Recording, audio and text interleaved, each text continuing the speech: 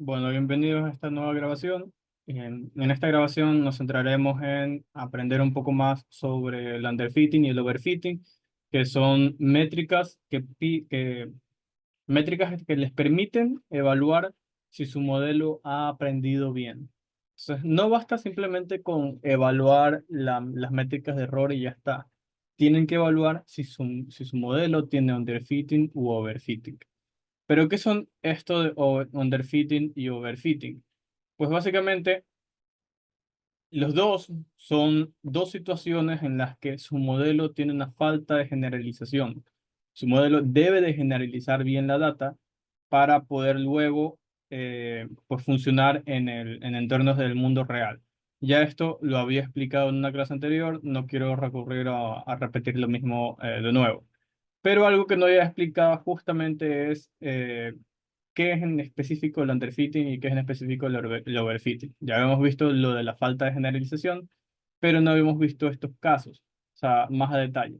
Ya, lo habíamos visto dentro de lo que es qué significa que haya alto sesgo y que haya alta varianza, pero no detalladamente en qué es el underfitting y qué es el overfitting.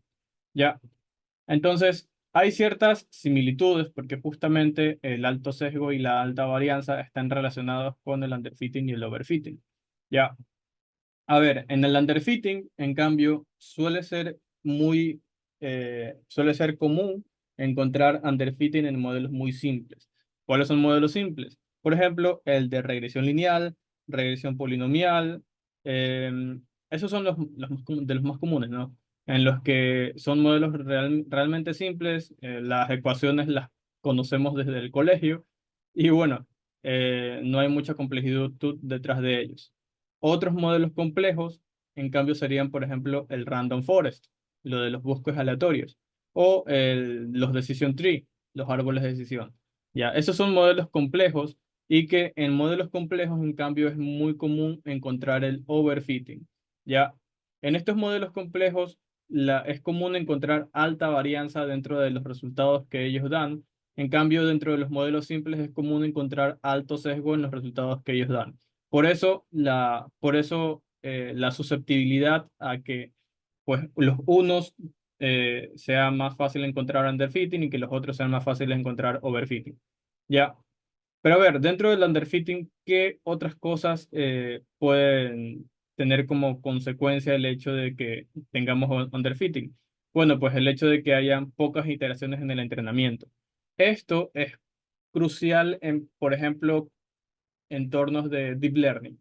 En entornos de deep learning, ahí, que son cosas que no hemos visto hasta ahora en las clases, ahí hay una cosa llamada épocas. Y en las épocas, para quien sepa de deep learning, son como cuántas veces se ha entrenado el modelo. Ya, en Machine Learning no se habla mucho de épocas, entonces realmente esto no es algo que ustedes evalúen en este momento. Pero bueno, de ahí otra cuestión en el underfitting es que la arquitectura no sea adecuada. Ya sea por cuestiones de que eh, falta agregar ciertas cosas, por ejemplo, eh, ya sea porque faltan modificar hiperparámetros. Ya, quizás modificando un poco los hiperparámetros podemos mejorar la cuestión del underfitting y podemos reducir el sesgo de nuestros datos. De ahí, en cambio, en el overfitting, es muy común que sea porque hayan pocos datos de entrenamiento. Entonces, esto de aquí ustedes lo pueden evaluar simplemente con sus métricas. Ustedes podrían ver o sea, usualmente, o sea, dentro de las clases nosotros les decíamos que las métricas se calculan a partir de, las métricas de error se calculan a partir del test, ya, de la data de test, de la data de testeo. Pero para entender lo del underfitting y el overfitting, tienen que tener un contexto, puntos de comparación. Entonces, que tienen que entender cuál es la diferencia entre o sea, de ya entrenado el modelo, entrenado con la data de train, qué tan bien predice luego de haber sido entrenado con la data de train para esa misma data. Y luego, qué tan bien predice para otras datas, ya para data que no ha sido incluida dentro del proceso de entrenamiento. Entonces, ahí es en cuando ustedes tienen que calcular la métrica de error tanto para la data de training como para la data de test. Y de esta manera ven la diferencia entre ellos. Y algo que ustedes pueden interpretar de aquí es que si hay un error, o sea, que si su modelo no alcanza los estándares requeridos eh, por lo mínimo aceptables para ser considerado un buen modelo y las dos métricas, tanto para el training y para el test, son cercanas, bueno, pues ahí podremos concluir que hay un poco de underfitting. De ahí, en cambio, si para la data de training alcanza un valor aceptable, ya por lo menos, un valor aceptable en su métrica de error, y la de test no alcanza para nada, tiene un valor alejado con respecto a la data de train, ahí podremos asumir que hay un overfitting. ¿Ya? Ahora, aquí no es como que tener un 84% es bueno, tener un 25% es malo. Esto no es necesariamente así. Yo lo he hecho en la gráfica haciendo referencia un poco a modelos de clasificación, en el caso de que pues, la mayoría de las métricas, pero no todas, ojo, no todas, la mayoría de las métricas se interpretan como que de 0 a 1, tener un valor de 1 en el accuracy, en el precision, pues tener un valor de 1 es un muy buen modelo, es un modelo perfecto, exactamente el 1. Y un muy mal modelo, un modelo de lo peor, sería tener un valor de 0. ¿Ya?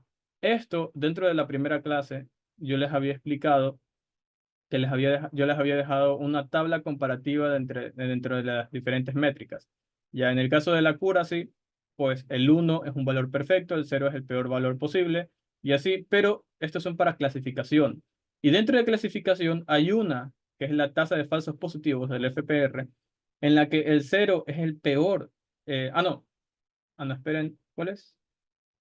Sí, no, en el que el 0 es el perfecto y el 1 es el peor.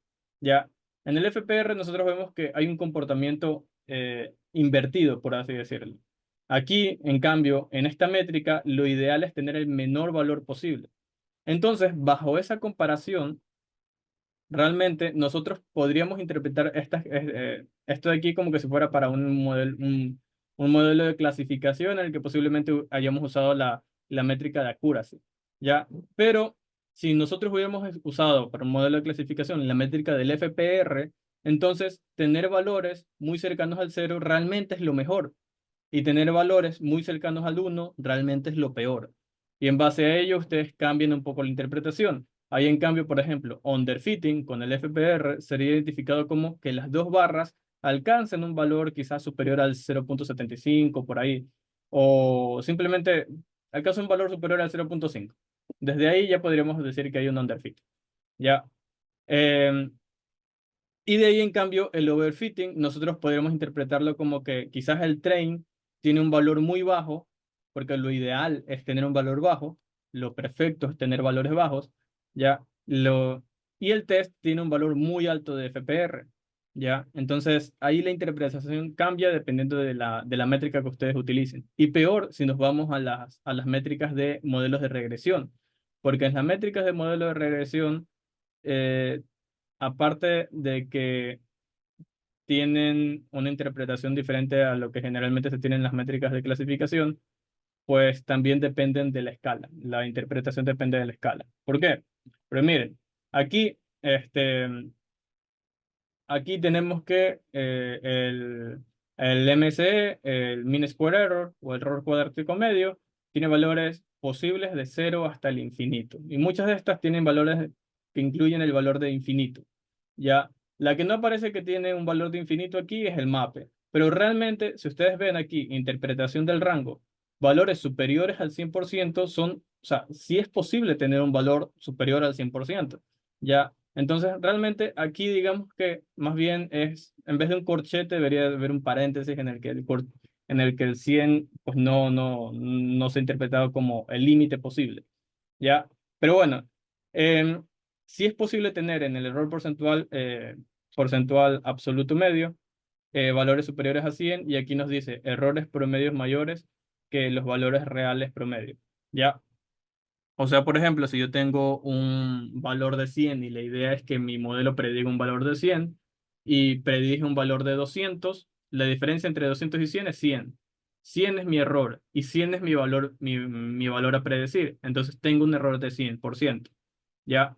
Si yo tuviera una predicción de 1000, ¿ya? No, de 500. Y lo que tuve que haber predicho es 100. La diferencia entre 100 y 500 son 400. 400 es mi error. Mi error, que diga, mi valor real a predecir es 100.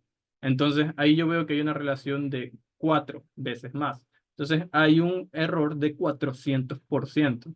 ¿Ya? Entonces esos errores sí son posibles. Me ha pasado que he tenido modelos que me dan errores mucho mayores al 400%. Entonces, sí es posible encontrar ese tipo de cosas, pero se interpreta en términos de porcentajes. Esta es una de las métricas más fáciles de interpretar, pero también tiene sus ciertas restricciones, como por ejemplo, eh, eh, que no debería de usarse cuando sus valores están en torno al valor de cero, lo cual implica que si la variable a predecir está escalada con el estándar scalar, lo ideal es no usar el mape, por ejemplo. O sea, tiene sus restricciones. Deberían de leerse toda la tabla para poder seleccionar bien sus métricas. Pero bueno, la idea es que ustedes aquí interpreten los rangos de valores, lean la parte de la interpretación del rango y en base a ello pues puedan hacer sus lecturas. Ya, otra también que es fácil de interpretar es la del R cuadrado, pero también tiene sus limitantes. Bueno, este es el ajustado, este es el R cuadrado normal, pero también tiene sus limitantes. Y de ahí, por ejemplo, el error absoluto, no, la raíz del error cuadrático medio, en diferencia con el error cuadrático medio, es que la raíz del error cuadrático medio es más interpretable que su antecesora. ¿Por qué? Porque la antecesora, la fórmula, si ustedes revisan las fórmulas, la antecesora lo que hace es tener una diferencia del cuadrado al cuadrado, tener una diferencia al cuadrado. Entonces, los términos están en la escala de su variable a predecir, están en la escala, pero en una escala al cuadrado. Entonces, si por ejemplo su variable a predecir tiene valores de 0 a 100, el error tendrá valores de 0 a 100, ¿ya? Y los errores tendrán que ser interpretados acorde, bueno, no necesariamente tiene valores de 0 a 100, simplemente los errores tienen que ser interpretados acorde a esa escala. Pero no simplemente a esa escala, sino que esa escala tendrán que elevarla al cuadrado y a partir de ella hacer sus interpretaciones, porque eso es lo que hace el error cuadrático medio por su fórmula, ¿ya? En cambio, en la raíz del error cuadrático medio, como la raíz de un elemento al cuadrado es básicamente como que si eliminar el cuadrado, entonces básicamente esa cuestión de interpretarlo al cuadrado se elimina. Entonces con el error cuadrático medio, con la raíz del error cuadrático medio, yo puedo interpretarlo ahora sí en la misma escala de mi variable a predecir. ¿Ya? Entonces, y así hay varias diferencias entre las diferentes métricas y pues eso me detalla el hecho de que tengo que interpretarlo de formas diferentes. Entonces, para cuestiones visuales sirve esta imagen, pero recuerden, y por eso les acentúo mucho este punto, recuerden que pues esto no es necesariamente el mundo real en sus modelos, ¿ya? Esto simplemente sirve para ejemplificar y ustedes tendrán que incorporar la forma de interpretar sus métricas dependiendo de las métricas que hayan seleccionado, ¿ya? Pero a ver, aparte de esto, estas gráficas de barras no te dan mucha información, solo te dice existe, pero no te dice quizás cuál pueda ser la causa. Ya, aquí nosotros vemos que el overfitting puede ser porque el modelo es muy complejo o porque faltan datos de entrenamiento. Puede tener varias causas, así también el underfitting. Entonces, las learning curves nos permite discernir un poco más esta cuestión de cuál puede llegar a ser la causa del overfitting y a partir de ello actuar. ¿Ya? Esto, si bien la evaluación va después del entrenamiento y todo eso, y después de haber probado varios modelos y todo, la verdad es que la evaluación también te permite tomar decisiones para ver si puedes mejorar tu modelo o a la final ya descartarlo y pasar a otro. ¿Ya? Entonces, en esto de aquí, dentro de estas learning curves que ya les había explicado cómo funcionaban, en el eje X es importante que se enfatice esto. En el eje X se varía la cantidad de datos. O sea, La construcción de la learning curve se basa en un modelo que se entrena muchas veces. O sea, tú tienes un modelo limpio que no ha sido entrenado, lo entrenas con 50 datos.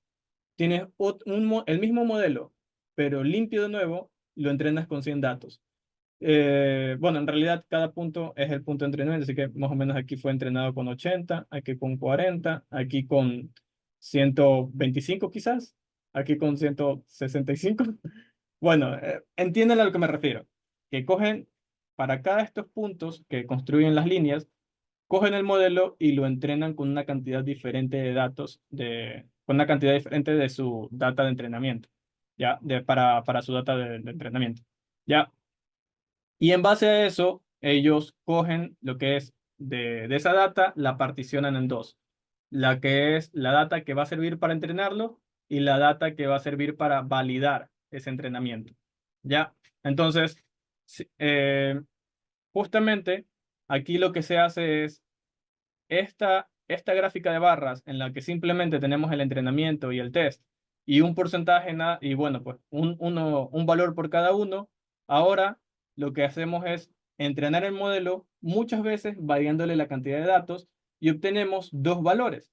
En la que validamos cómo funciona el modelo prediciendo la misma data que le mandamos para el entrenamiento y cómo funciona el modelo prediciendo data diferente, data que no se le mandó en el entrenamiento. ¿Ya? Y a partir de esa variación de la cantidad de datos, se construyen estas dos curvas, en donde la una es la curva del score, o sea, del error, según su data de entrenamiento, y la otra es la curva del score o el error según su data de validación, la que te permite hacer la validación. ¿Ya? Entonces, entonces eso. Ya, sabiendo cómo se construyen estas dos curvas, vamos a la parte de un poquito más a la interpretación de cómo o sea, ya les había hablado en la clase anterior de cómo se interpreta la gráfica, pero específicamente mencionando el overfitting. Por ejemplo, yo puedo identificar si mi modelo le hace falta data o a la final y ya definitivamente el modelo es muy complejo. ¿Ya? Y necesita más bien cambiarse de modelo para llegar a tener unas mejores métricas. ¿Ya? Entonces, esa diferencia yo la hago evaluando esta curva. O sea, la comparación está en esta curva de aquí de la derecha. ¿Ya? Entonces, aquí vemos que hay dos tipos de curvas que están para yo poder ejemplificarles esa diferencia. Yo les he dibujado dos tipos de curvas. Una en la que el color es más intenso y otra en la que el color es más opaco. En la que el color es más opaco, yo les tengo anotado que las curvas convergen y en la que el color es más intenso, yo les tengo anotadas que las curvas no convergen. Eso significa que, por ejemplo, en el caso de la curva que converge, pues si bien hay una gran brecha entre ellas, lo cual implica que hay una alta varianza en los datos, que si recordamos la alta varianza la podemos visualizar como de esta manera. Eh, este, en la que converge, si hubiéramos, si el eje X aumentara más, se expandiera más, llegaríamos a un punto en el que esta brecha se disminuye. O sea, habría un punto en el que la varianza sea pequeña. ¿Ya? Entonces, ¿qué pasa si el eje X aumenta a la derecha? El eje X, recordamos, es la variación de la data de la cantidad de datos de entrenamiento, lo cual implica que si nos alejamos si vamos más a la derecha, significa que necesitaremos más datos para el entrenamiento. O sea, que en el caso de que las curvas parezcan llegar a converger, si más aumentamos los valores en el eje X, implica que realmente nuestro modelo tiene un overfitting por falta de datos de entrenamiento, ¿ya? Y entonces eso para una empresa le puede ser útil saber porque entonces entran en un proceso de expandir la recopilación de datos o de a la final hacer una compra de datos para un proveedor de estos servicios en el que pues puedan llegar a tener más datos para sus modelos de inteligencia artificial o algún otro tipo de solución que les permita aumentar datos. ¿Ya? Em, pero para nosotros, que estamos en el proceso de admisión y todo, eso no es como que algo viable, por así decirlo. Hay técnicas de data augmentation que ustedes la pueden hacer por código, pero no es algo que nosotros les hayamos enseñado y no es algo que pues le vamos a exigir. Entonces lo ideal es que pues bueno, si ya tienen su modelo, ya lo tienen entrenado, por lo menos al momento de la exposición, marquen esa diferencia y tengan esos insights de bueno pues el modelo tiene un overfitting, tiene un overfitting por estos, o sea, nos demuestren que saben leer estas gráficas y saben interpretarlas. Ya, de ahí, en el caso de que el modelo no converge, implica que ni aumentando la cantidad de datos, realmente el modelo va a tener un mejor desempeño. ¿Ya? Entonces, en este caso, aumento de datos no es la solución y de partida debería de cambiarse de modelo. ¿Ya?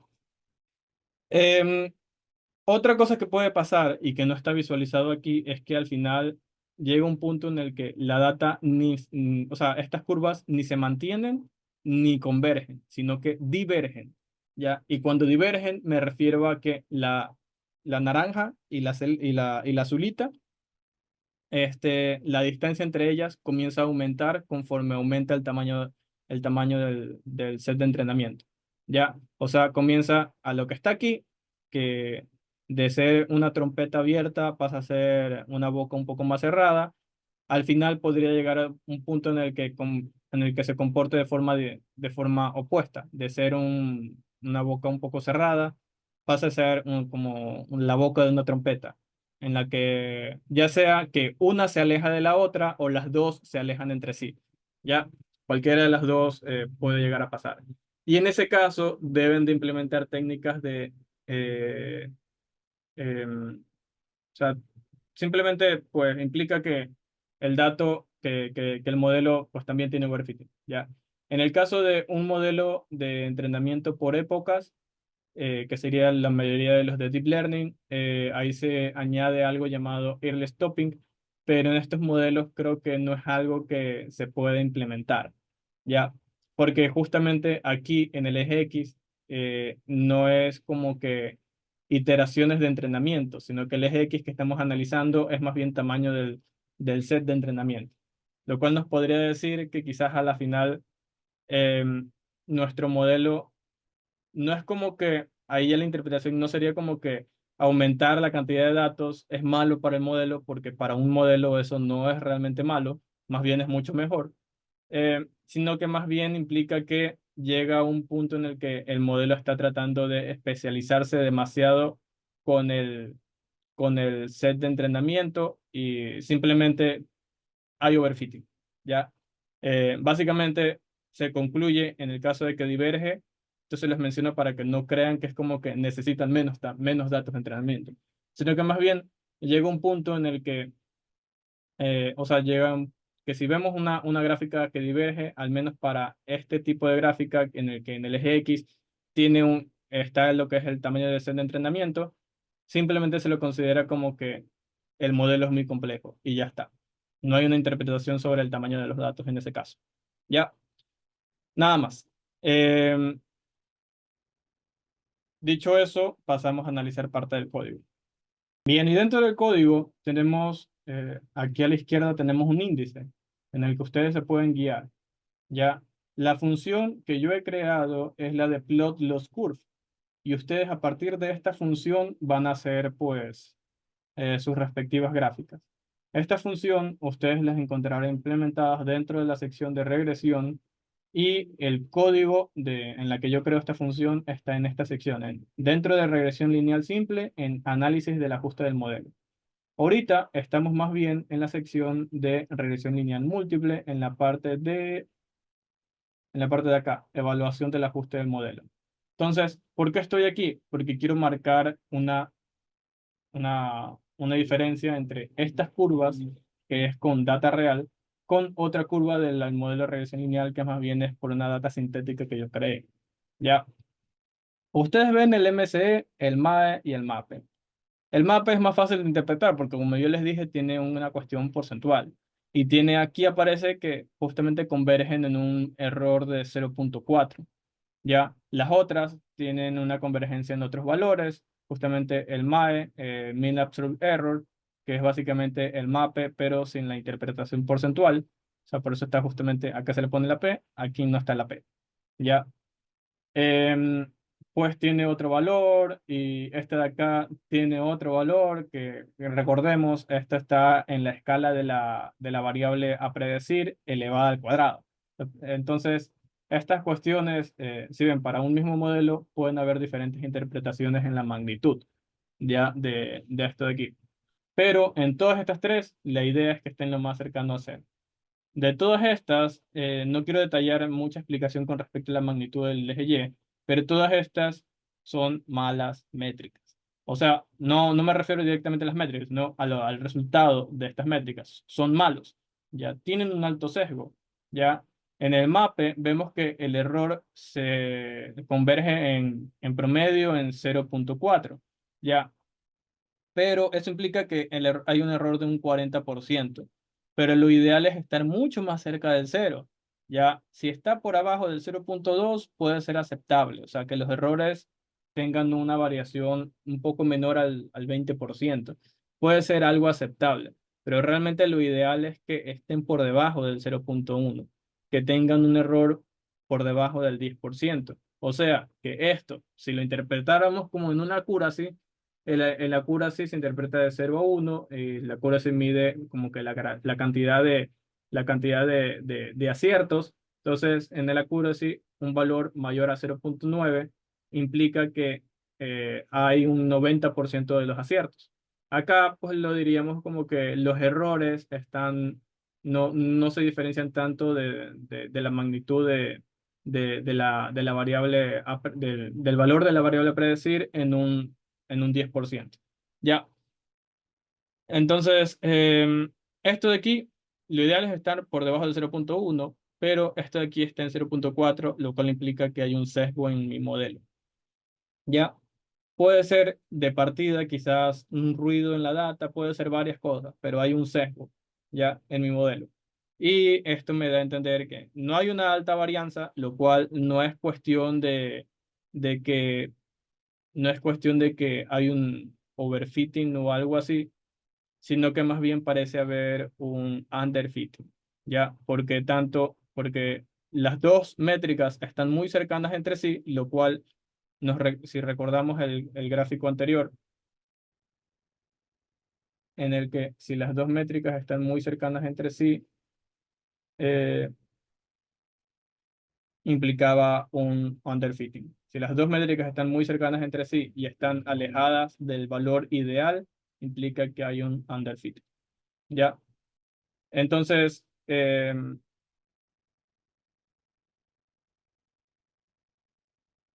bueno, pues aquí podemos interpretar que más bien hay un underfitting y el underfitting tiene sus diversas causas y todo eso. Ahora, eh, ¿qué otra cosa podemos ver? Vemos que en este caso, para una baja cantidad de datos, este modelo converge rápidamente en valores cercanos entre sí.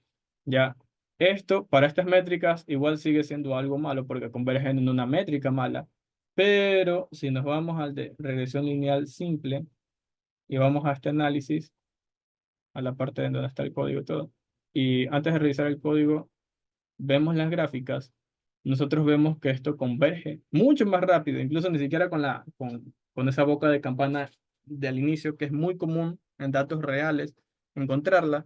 Esto lo vemos que converge mucho más rápido, incluso sin esa campana inicial, sin esa boca de trompeta inicial. ¿Ya?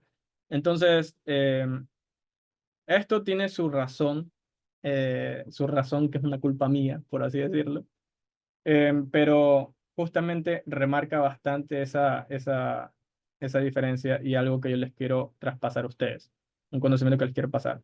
Y es que no necesariamente, por ejemplo, el overfitting, si reduces la cantidad de datos, no necesariamente pues va a generar un overfitting. La reducción de datos no necesariamente va a generar overfitting.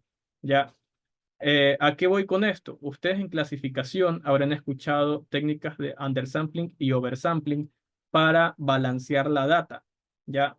Porque en clasificación, por lo menos en clasificación binaria, tienen un resultado a predecir de 0 o 1 y puede hacer que en su set de entrenamiento tengan más ceros que 1. O sea, que su modelo termine especializándose más en predecir ceros que en 1. ¿Ya? Entonces, lo ideal es balancear y que la cantidad de ceros y la cantidad de unos sea equitativa. Y eso se puede hacer de dos técnicas.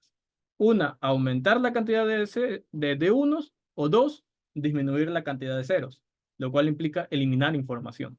Entonces, al eliminar información, se dice que es más fácil para un modelo llegar a tener overfitting, pero el hecho de que sea más fácil no implica que sea una regla estricta y de que siempre va a pasar. ¿Ya? ¿Por qué? Porque, por ejemplo, en este caso, yo tengo 160 datos, ¿ya? Para el entrenamiento. Y desde el minuto uno, con 20 datos, ya convergía. Ya no hay una brecha entre ellos. Y no solamente eso, ustedes revisen la magnitud de estos datos. Esto es 1 por 10 a la menos 14. O sea, estos números de 1, 2, 3, 4, este mean absolute percentage error de 1, 2, 3, no es el uno que representa al 100%, no es el 2 que representa un 200%, no es el 3 que representa un 300%. No, es un uno con 16, bueno, con 15 ceros por delante y una coma, ¿ya? Entonces, realmente esto es muy pequeño. Esto, por lo tanto, está muy cercano al cero y ha llegado a un error de manera muy rápida. Lo que nos comunica aquí es que con muy pocos datos, este modelo funciona perfectamente. Este modelo se puede entrenar muy rápido con muy pocos datos, ¿ya? Y eso, pues, en parte es culpa mía en la parte de generar los datos. Pero yo lo hice a propósito para, pues, marcar esa diferencia. Ya, este modelo está entrenado bajo una orden de predice los valores de grado Fahrenheit en base a los valores de grado Celsius. Y lo que yo hice fue generar datos muy perfectos. En la vida real, los datos no generan una línea perfecta. En la vida real, los datos generan una nube de puntos que se agrupan alrededor de lo que podría ser una línea, pero hay una nube de puntos. Aquí los datos generan una línea perfecta. Y esto es porque yo creé valores entre el 1 y el 200, y de esos valores entre el 1 y el 200 yo simplemente le apliqué la forma exacta para transformar a grado Fahrenheit, lo cual me da una línea perfecta. ¿Ya? Entonces, como mi data es muy perfecta desde el inicio, ya mi data se ajusta bastante a lo que debería de dar los resultados. Desde el inicio, mi data no tiene nada de ruido. Es una data muy perfecta. Ya, entonces el modelo es fácil que aprenda. Es mucho más fácil para el modelo que aprenda. Y no solo eso, mi data es muy simple. Por lo tanto, o sea, no tiene mucha complejidad, no tiene mucha complejidad. Entonces, por lo tanto, está bien a incorporar modelos simples para ello. En este caso, un modelo simple es en regresión lineal simple. ¿Por qué? Porque mi data, pues justamente me genera una relación lineal perfecta, perfecta, entre mi variable a predecir y mi variable predictora. Entonces, muy aparte de que mi data de origen tiene la menor cantidad de ruido posible en el mundo. Eh, También el modelo que yo he aplicado ha sido el mejor del mundo para este problema en específico. Ha sido el mejor modelo que yo pude haber asignado para este problema en específico.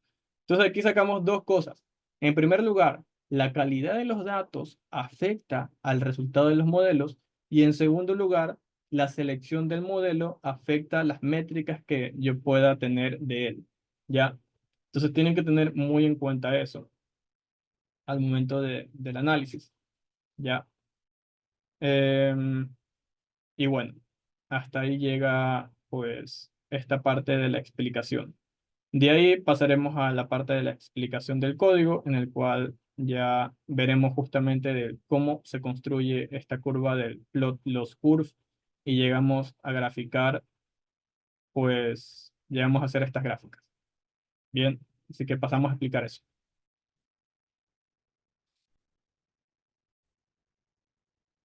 Bien, y ahora, revisando ya cuestiones del código, justamente de el plot loss curve, que era la función que anteriormente les había mostrado, que graficaba, pues, hacía las gráficas del learning curve y todo, pues, básicamente este es el código.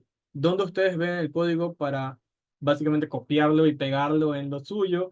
Eh, Pues ustedes lo ven dentro de la parte de regresión, en regresión lineal simple, solamente está en regresión lineal simple, porque pues definí la función aquí y a partir de, en los siguientes modelos solamente la llamaba. Ya, o sea, las funciones se definen una vez nada más. Entonces yo la definí aquí y pues la van a encontrar en la subsección de análisis de ajuste del modelo. Ya, aquí pueden ustedes ver la sección, pues el código y simplemente lo copian y lo pegan.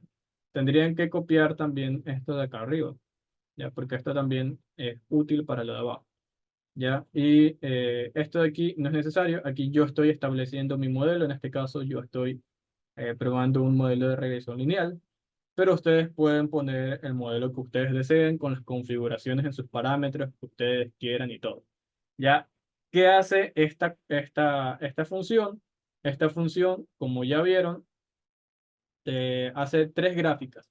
¿Qué es lo que varía en las tres gráficas? Cada una de ellas por sí sola es una learning curve. ¿Ya? Pero cada gráfica tiene una métrica de error diferente. En este caso, esta tiene la del MCE, la siguiente tiene la del MAE y la siguiente tiene la del MAPE. ¿Ya? Ustedes ven aquí que yo no hago referencia a las métricas de error para nada. ¿Por qué? Porque yo acá, al momento de que uno establece la definición de una función, uno puede establecer cuáles son los valores por defecto que esta función puede tener. En este caso, yo tengo tres parámetros que tienen valores por defecto: el fixed size, metrics y train size. O sea, estoy variando tanto el tamaño, la cantidad de puntos de mi valor de mi set de entrenamiento, como también estoy variando las métricas que quiero validar para, para pues mi función y todo, como también se podría variar lo que es el tamaño de la imagen que yo quiero. En este caso, yo le estoy poniendo non por valor por defecto y abajo yo valido. Si pues el fixed size tiene un valor de non, entonces me retorna dentro al momento de establecer los subplots y todo eso, me retorna un tamaño adecuado, ¿no? Entonces, aquí realmente aquí están tres, porque el 3 no representa la cantidad de métricas, ya, o sea, no necesitan la cantidad de métricas que quiero que se grafiquen, sino más bien la cantidad vertical de imágenes. ¿Ya? ¿Por qué? Porque aquí yo estoy graficando tres cosas diferentes. Una es el learning curve y otras dos cosas aparte que ayudan un poco a tener más información del modelo. Uno es el tiempo de entrenamiento y otro es el tiempo de inferencia. Y las dos cosas son cosas diferentes. Ya, en el tiempo de entrenamiento, justamente en la grabación que ustedes tienen de la primera clase que yo di, está esto explicado. Y el tiempo de entrenamiento lo que básicamente es cuánto se demora en entrenar el modelo para cierta cantidad de datos. Entonces, vemos que realmente, como no hay una gran variación en el eje Y, vemos que hay un tiempo de entrenamiento muy similar, o sea, no hay gran variación. Ya, o sea, no variar el tamaño del dataset no parece, por lo menos para este modelo, influir demasiado en el tiempo de entrenamiento. Para el tiempo de inferencia tampoco parece influir demasiado. Pero en cambio el tiempo de inferencia es un poco diferente al tiempo de entrenamiento en el hecho de que el tiempo de inferencia es el tiempo que se demora en predecir algo. ¿Ya? ¿Cuánto se demora en predecir el modelo? Y eso es importante porque está relacionado con el hecho de que pues yo quiero modelos en producción. O sea, ya una vez entrenado, ya el modelo está entrenado, ya tiene pues sus errores y lo que sea, no me importan los errores, yo quiero que me prediga, ¿ya? Entonces, quiero ver cuánto se demora en predecir. Y resulta que, por ejemplo, ChatGPT tiene un tiempo de inferencia asociado. O sea, a ustedes no les responde de una, y depende también de lo que les pidan, se va a demorar un poco más tiempo en analizar y todo eso. Entonces, ChatGPT tiene un tiempo de inferencia. Ese tiempo en el que se tarda en responder es el tiempo de inferencia. Por ejemplo, que yo tenga una imagen y pues tengo un modelo de reconocimiento de caras, no sé, y le mande a mi modelo de inteligencia artificial esa imagen como argumento, como parámetro, y pues se demore quizás 3 segundos en detectarme, en ubicarme todas las caras que hay en esa imagen. Ya, ese sería el tiempo de inferencia de ese modelo, 3 segundos. En este caso, pues vemos que los tiempos de inferencia son bastante bajos, del orden de 0.001 y todo. Entonces, este tipo de cosas también afecta o sea, podría ser un punto de comparación entre diferentes modelos. Ya, entonces aquí yo lo he adaptado, mi función la he adaptado para comparar un mismo modelo con diferentes métricas para tener varios puntos de vista. Pero ustedes pueden, bajo una misma métrica, hacer simplemente la comparación de modelos. Ustedes readaptan este código para que lo que haga no sea variar las métricas, sino variar los modelos. Pueden hacer eso o pueden dejarlo tal y como está y hacer varias de estas gráficas para cada uno de esos modelos. Ustedes ven pues cómo les conviene más. ¿Ya? Entonces, eso. Revisando ya algo más directo de lo que tiene esta función, ustedes básicamente pueden ignorar lo que tiene esto y ustedes acá eh, pueden, al asignarle un valor a metric, o sea, coma, voy aquí, metric igual a, tiene que seguir el mismo pues estándar, ¿no? O sea, el estándar que yo le puse pues tiene una lógica por detrás que si no se cumple, el resto del código va a estar ahí todo perdido porque está establecido con cierto estándar. Entonces, lo que ustedes le tienen que pasar por argumento tiene que ser o sea, una lista que contenga diccionarios. Cada diccionario va a representar la métrica, información sobre la métrica que ustedes quieren aquí graficar. Entonces aquí en el diccionario va a tener dos argumentos, metric y grid is better. Ya va a tener esos dos argumentos como keys en el diccionario. Y los valores van a ser justamente la función de métrica pasada como argumento y un true o false. Ya les voy a explicar cómo tienen ustedes esta función de métrica. Yo acá arriba, al momento de importar las librerías, aquí estoy importando las funciones. Esas métricas vienen desde sklearn metrics, ya desde el módulo de métricas de sklearn. Y desde el módulo de métricas, por eso uso el from, desde este módulo importo las siguientes métricas de error. Ya, aquí yo he importado el MAE, el MSE, el MAPE, el M recordado y uno que dice make score. Ya, entonces, el make score es importante porque luego nosotros lo usamos para modificar un poco las métricas para que funcione dentro de nuestro código. Pero bueno, el R cuadrado, en cambio, ni siquiera lo he usado aquí, la verdad. Pero las otras tres son las métricas que yo he usado. Ustedes pueden ir dentro de sklearn metrics y ver qué métricas más ofrece sklearn. Yo también les había mencionado ya más arriba, dentro de la primera clase que les había mencionado, les había hecho una tabla comparativa entre todas las métricas. Bueno, no eran todas, pero sí gran parte de las métricas que hay para regresión. También ustedes aquí pueden usar las métricas de clasificación y todo eso. Eh, y lo que ustedes tienen que cambiar es la forma de interpretarlos. Ahora, eso de la forma de interpretarlos tiene que ver con el grade is better. ¿Ya? ¿Por qué? Porque el modelo tiene que saber de qué manera se va a interpretar el modelo. El grade is better lo que hace es definir de qué manera ustedes tienen que interpretar este valor. Sí, por ejemplo, grade is better significa mientras más grande, mejor. Ya, en este caso, para las métricas del MSE, el MAE y el MAPE, estas tres métricas se interpretaban de forma en que mientras más cercano era al cero, es mejor. O sea, mientras menor es el valor, es mejor. Entonces, si yo hubiera puesto, en vez del mape, hubiera puesto el R cuadrado tiene una propiedad de que mientras más cercano al uno, o sea, mientras mayor, es mejor el modelo. Entonces, si yo hubiera puesto aquí el R cuadrado, aquí yo le hubiera tenido que poner true, ¿ya?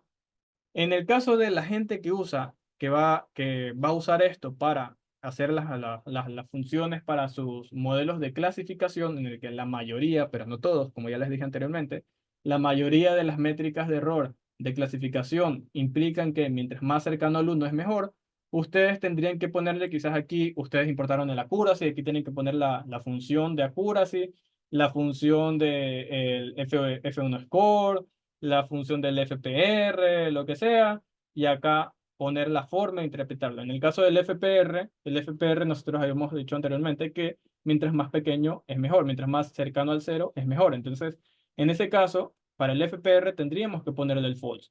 Pero para las otras métricas, aquí tendríamos que ponerle un true. Para las otras métricas como el accuracy, la especificidad y todo eso, a esas tendríamos que ponerles un true porque para ellas ser más grande, ser más cercano a uno es mejor.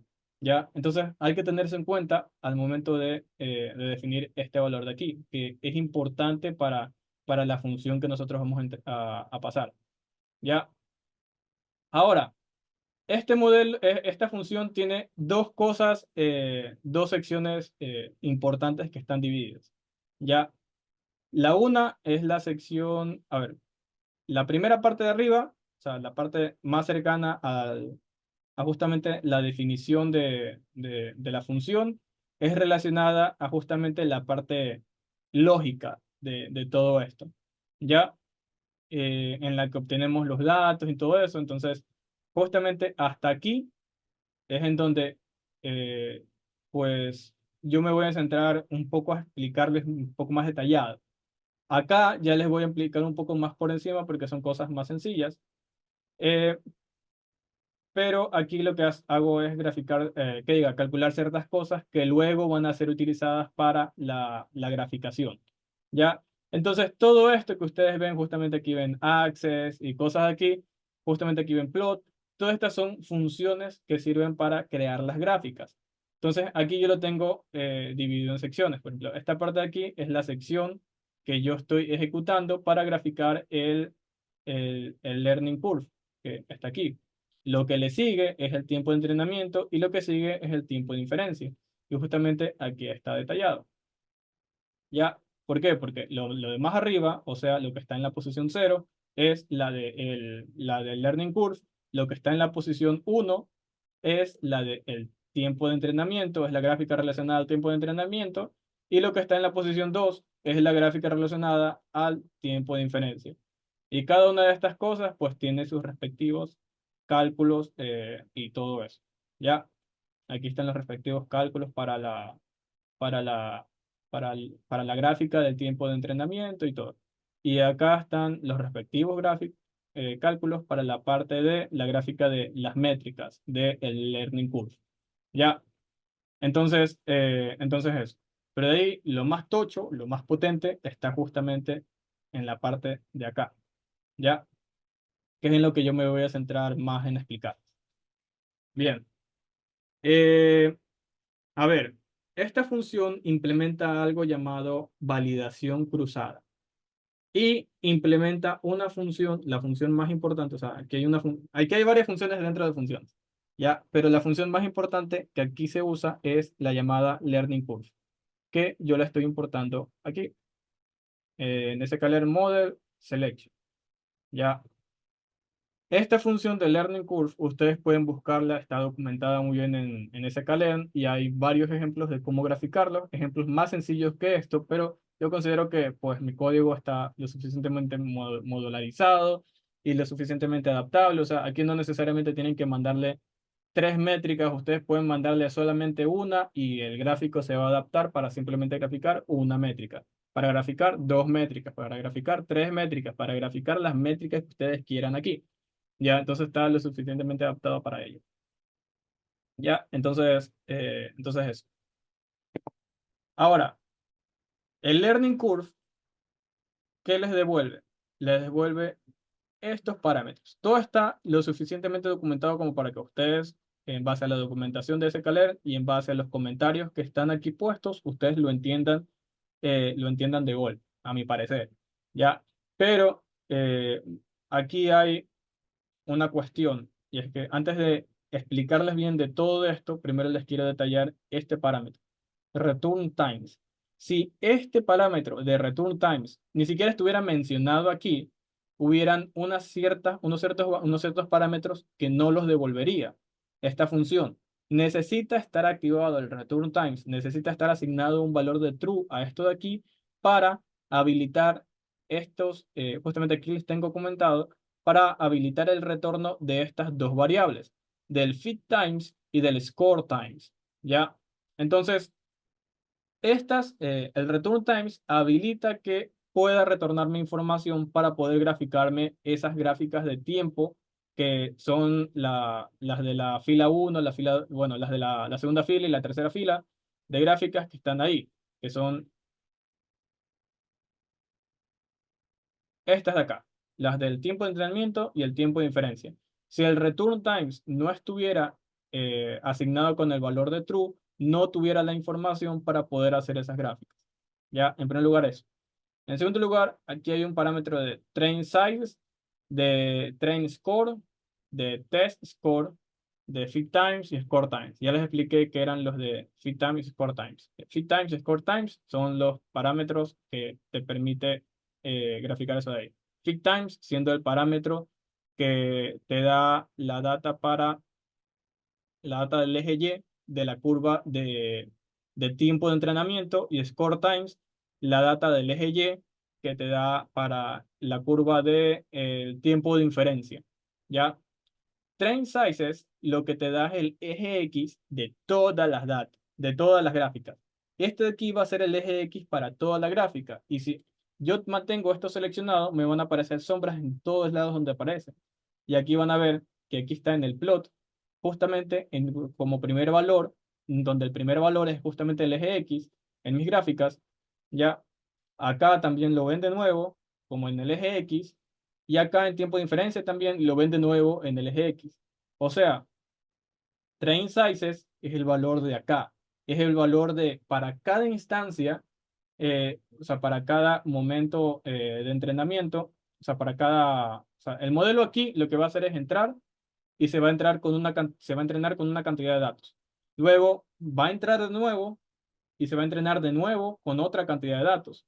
Luego se va a entrenar con otra cantidad de datos, luego con otra cantidad de datos, luego con otra cantidad de datos, y vamos a ver cómo varía con respecto a el aumento de cantidad de datos para el entrenamiento.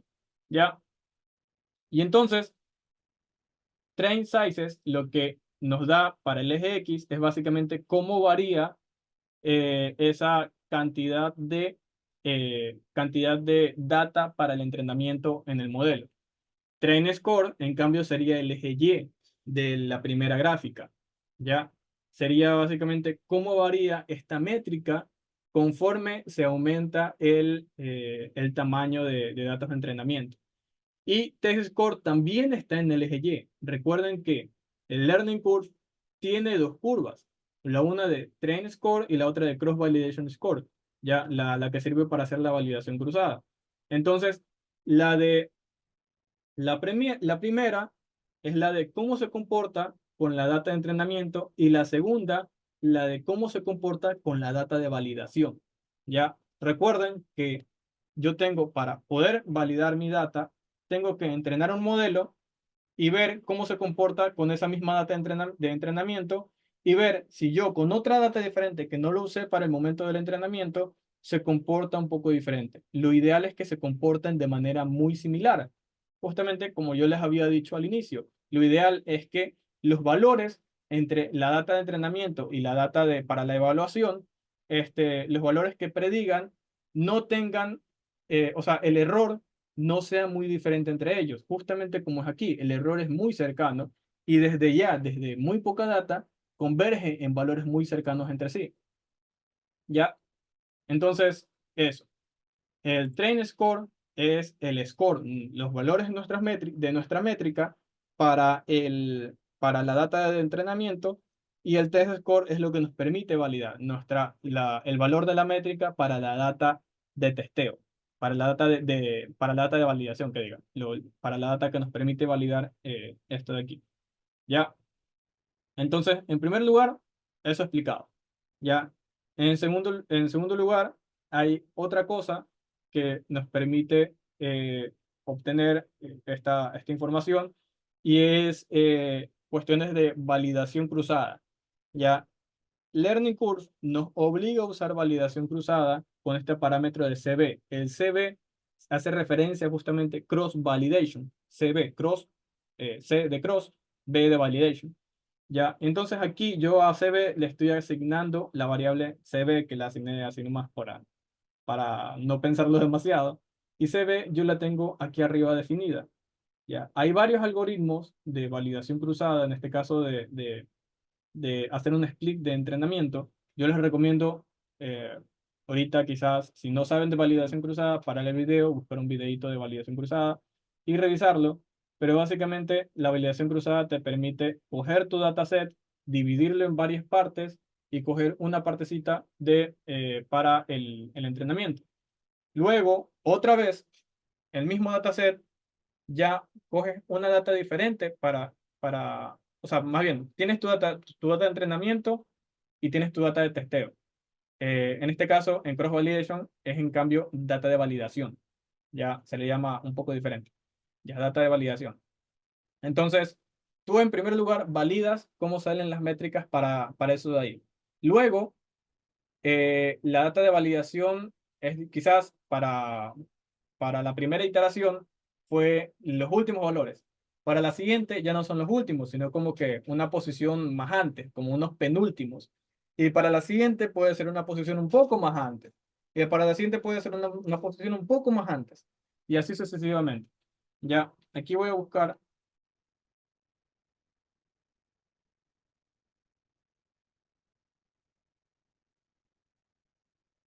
a ver si encuentro una imagen que haga un poco de referencia. Pero bueno, creo que esta es mejor. Ya, entonces yo puedo hacer diferentes splits, diferentes cantidades de splits.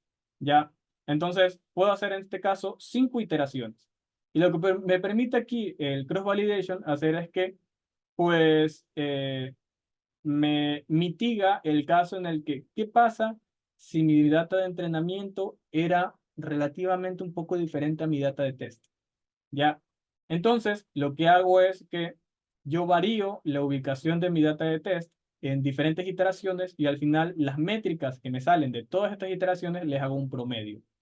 Entonces, ya con cross validation, el cálculo de la métrica es un poco más acercado a la realidad, porque ya me mitiga ese caso, esa suposición de qué pasa de si mi data de entrenamiento era un poco diferente a mi data mi data de entrenamiento era un poco diferente a mi data de test, de validación. Ya me mitigo un poco ese caso con ese hecho. Ahora, esto es de esta forma es más sencilla de visualizarlo y es muy típico verlo con el K-fold, pero hay muchas formas de seleccionar justamente esta data de test. Una de ellas es el Shuffle Split, pero hay muchas otras más, la verdad no quiero entrar mucho a detalle entre las diferencias de los modelos, ustedes pueden usar Shuffle Split, el K-fold, el que ustedes quieran, ¿ya? Y aquí la cantidad de iteraciones que ustedes hacen está determinada por el N-split, la cantidad de splits que ustedes van a hacer de su data. ¿Ya? Y el tamaño que ustedes van a tomar para su data de test, ustedes la definen con esto de aquí, el test size. ¿Ya? El random state lo que hace justamente es, ya ustedes han de saber, que es añadir una semilla aleatoria, o sea, que el hecho de que yo ejecute esto una vez, eh, si lo ejecuto varias veces, la forma de distribuirme la data, de hacerme varios splits, va a ser reproducible. Y entonces, si yo hago esto una vez, lo mismo va a salir en la segunda vez, lo mismo va a salir al ejecutarlo en una tercera vez y todo eso. Entonces, es como para que sea reproducible nada más, pero realmente no es tan necesario para la ejecución del modelo.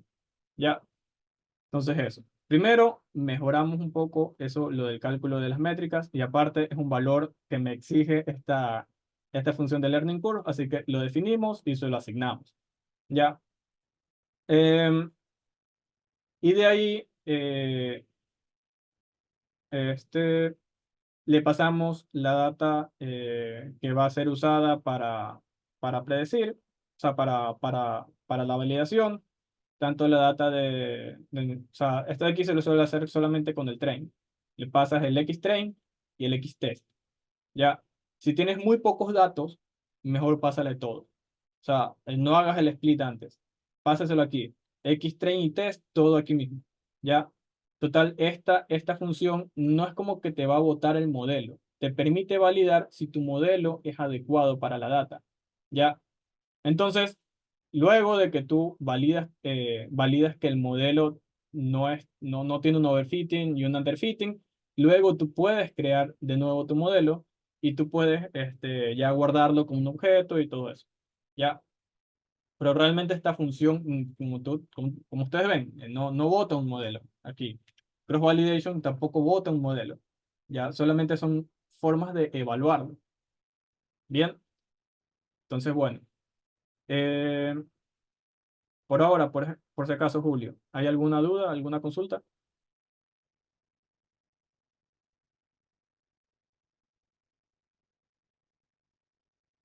Bueno, asumo que no.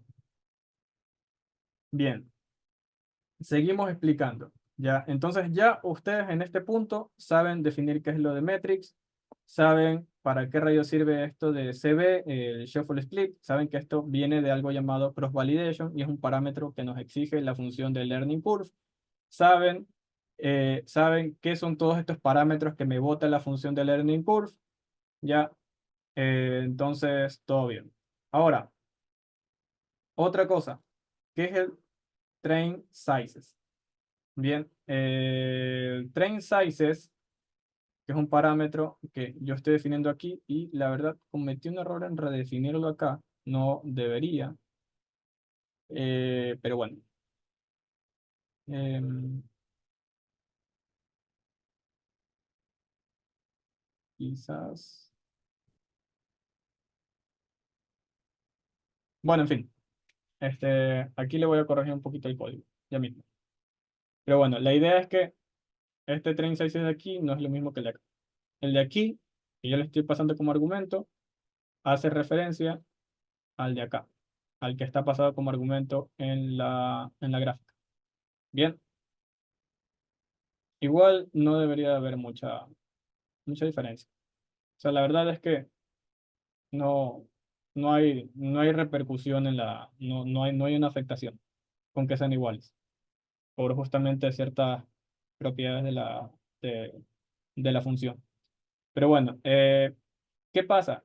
Que la función para el parámetro, ustedes verán esto en la función, dentro de la definición en SKLearn, la definición de train sizes, bien, todo claro. Gracias, Julio. Bien, la definición de train sizes me da a entender que yo le puedo asignar, o sea, que yo puedo tener un array de los puntos en los que voy a partir mi data.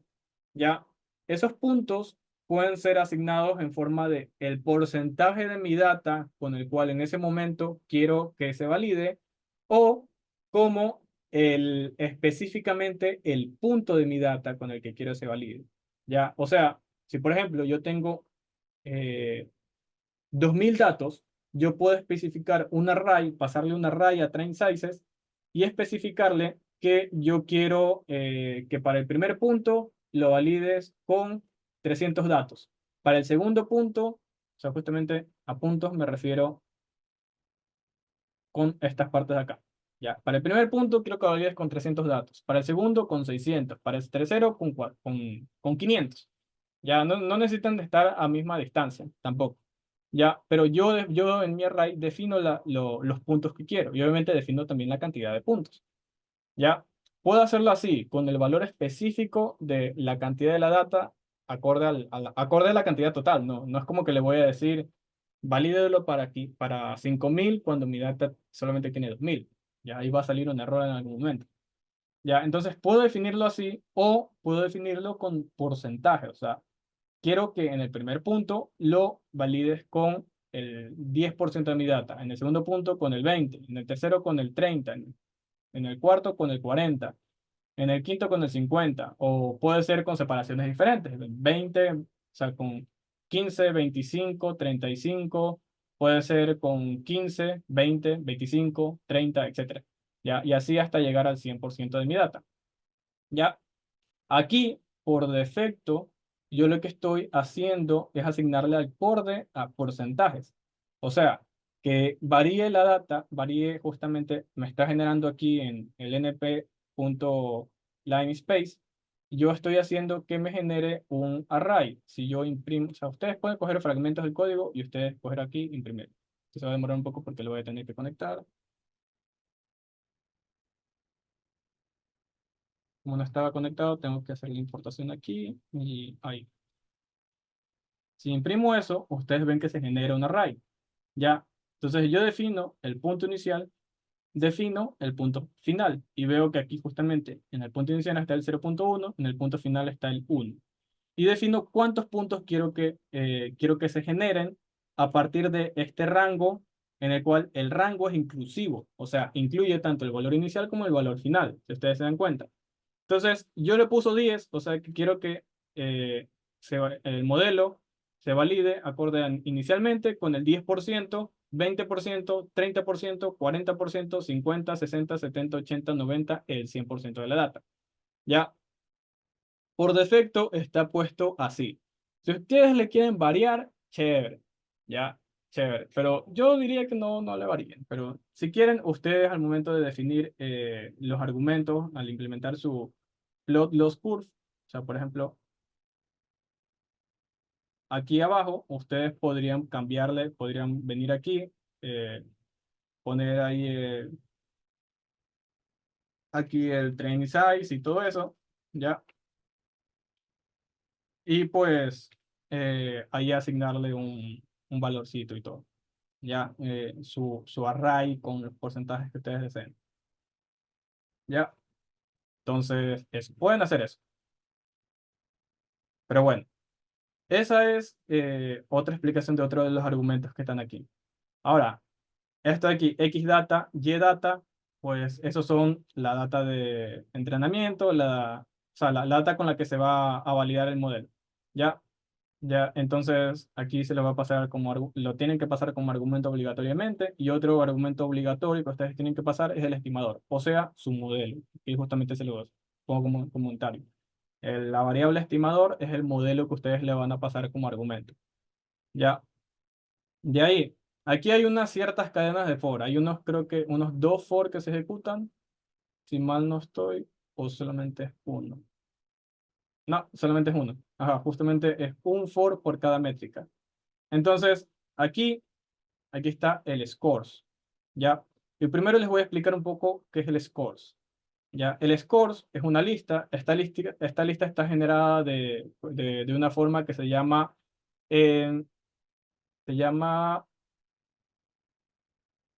eh, list comprehensions. ¿Ya? Es una forma de generar una lista a partir de una iteración gracias a un for. ¿Ya? Es como yo haber creado un for aquí, definir pues el for, el range y todo eso. Y acá abajo quizás primero haber inicializado la lista, scores, igual a una lista vacía. Y acá luego hacer scores.append.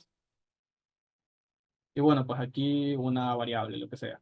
Ya, es como haber hecho eso, pero aquí son tres líneas y pues aparte de ciertas operaciones adicionales que se hubieran tenido que hacer, pero acá está hecho dentro de una misma línea. Y estas list comprehension son mucho más eficientes. ¿Ya? Entonces, justamente aquí hay otra cosa que se está asignando de forma más eficiente, que es el hecho de hacer el if y una sentencia if-else. O sea, asignar una variable a partir de una sentencia if-else. ¿Ya? Pero bueno, ¿qué es lo que está haciendo esta list comprehension? Está para cada métrica que yo le he pasado, que la métrica viene desde acá, es uno de los argumentos, es esta lista que le he pasado, o sea, va a iterar por diccionario para cada métrica que está aquí, para cada diccionario dentro de esta variable de metrics, justamente por eso le puse el nombre de D, porque es un diccionario lo que estoy obteniendo. Para este D, lo que yo estoy cogiendo es el valor de metrics, ¿ya? De metric, que justamente es el argumento de aquí, y el valor de greater is better. ¿Ya? Y lo estoy haciendo un score. ¿Por qué? Porque yo necesito pasarle a este learning curve el valor del score, pero generado con el make score. ¿Por qué? Porque el learning curve funciona de una forma un poco diferente. Tiene que modificar un poco el score de forma que se adapte al funcionamiento de esto de aquí. ¿Ya? Eh, entonces, o sea, hay más cosas por detrás. Hay una cuestión de que o sea, solamente lo puede interpretar de una forma, o sea, tiene una sola forma de interpretación, que es justamente el hecho de que mientras más grande, mejor. Eh, entonces, lo que hace es que para las métricas que no cumplan con eso, simplemente les invierte una cuestión y lo que hace es cambiar una selección por detrás. Pero hay, o sea, unas cosas por detrás que ustedes no tienen que saber como tal. Esto de aquí funciona bien y básicamente no tienen que hacer una modificación por parte de ello. Necesita hacer el make score, necesita específicamente una métrica que se haya convertido con eso del make score y pues aquí se la estamos pasando como argumento. ¿Ya? Entonces aquí estamos haciendo cada una de esas columnas de nuestra, o sea, en ese for estamos graficando cada una de estas columnas, o sea, estamos graficando esta gráfica, esta gráfica, esta gráfica en cada iteración. Para ese for en específico, como hay tres métricas que yo le estoy pasando como argumento, va a iterar 3 veces. ¿Ya? Entonces, definido esto de scores, yo vengo acá y como es una lista que como por defecto está hecha en el tamaño de metrics, eh, pues aquí esta lista va a tener un tamaño de 3 también. Entonces va a haber 3 iteraciones, range 3. Y aquí va a ser el índice. Ya, con este índice vamos a poder iterar varias cosas. La métrica justamente de score y otra cosa que es el nombre. Esto sirve, ustedes lo pueden probar por su cuenta, pueden probar para qué sirve Capitalize. Aquí está explicada justamente la función, o sea, para qué sirve el Capitalize Fifth Letter. Es simplemente algo, algo de estilo, ya, nada más. Es simplemente para hacer algo de estilo y que justamente el título de esto de aquí, pues o sea, el nombre de la función, que es mean square error, simplemente me devuelva, lo convierta en un MSE, ya, en un MAE, en un MAPE y todo eso. Ya, nada más por razones estilísticas, ya, para que le asigne un título de forma automática. Para nada más sirve. Entonces, bien, justamente gracias a esto de aquí podemos iterar con varias listas que anteriormente hemos definido y ya. Bien. Y otra cosa rápida que les quiero explicar es la parte de acá. Cómo se grafican justamente las gráficas que se los voy a explicar un poco más rápido. Bien, hasta ahí viene lo que siendo como que la parte que yo denomino la parte importante del código. El resto es carpintería, por así decirlo. El resto o sea, todo esto de aquí ya es como que ya he explicado lo importante, ya se explicó eh, qué significa cada uno de todos estos parámetros de la función que he creado, qué significa esto del CB, que es el cross validation, esto del scores, los functions, simplemente es algo que ustedes pueden ejecutar. Ahorita podemos hacer una prueba en la que le pasamos esto. Eh, Básicamente es algo que te da de vuelta una frase, por ejemplo,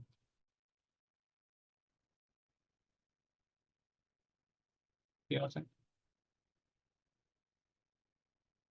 Ah, ahí está, no había inicializado. Ya, entonces da de vuelta eso, entonces capitaliza las primeras letras nada más, ya, solamente para razones estéticas. Y de ahí luego hace otro tipo de tareas a partir de esta capitalización de las letras. ¿Ya? Entonces, esto de aquí lo que hace es trabajar a partir de un separador de el subguión. Pues a partir del subguión, lo que hace simplemente es reemplazar el subguión, reemplazarlo con un espacio, y luego de hacerle eso, cada una de las letras las capitaliza también. Cada una de las palabras las capitaliza. Y ya está. O sea, básicamente la primera letra de cada palabra la pone en mayúscula. Y eso es todo lo que hace esa de ahí. Por eso se llama Capitalize First Letter. Capitaliza las primeras letras de cada palabra que se les pasa. a partir del separador ya definido, que es el subguión. ¿Por qué se hace eso? Porque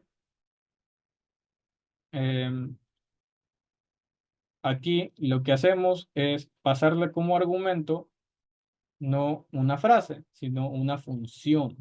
Le paso como argumento una función, pero no como función, sino el nombre de una función.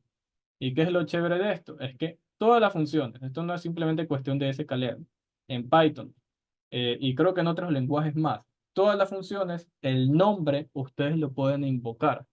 Yo puedo coger justamente la función que acabo de crear, la puedo llamar acá, y así nomás no puedo acceder al nombre. Ya me sale esto de aquí de que pues falta pues, añadirle los argumentos y todo eso. Entonces yo le pongo aquí, punto, subguión, name, subguión, y si ven, ahí está esto, agregado, pues lo ejecuto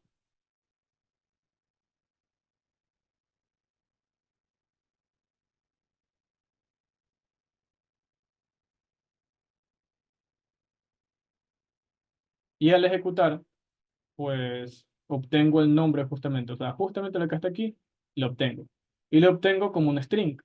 Entonces yo puedo hacer que para cada una de las funciones que yo he importado aquí, min square error, min absolute error, automáticamente yo tengo el nombre de ellas. ¿Ya?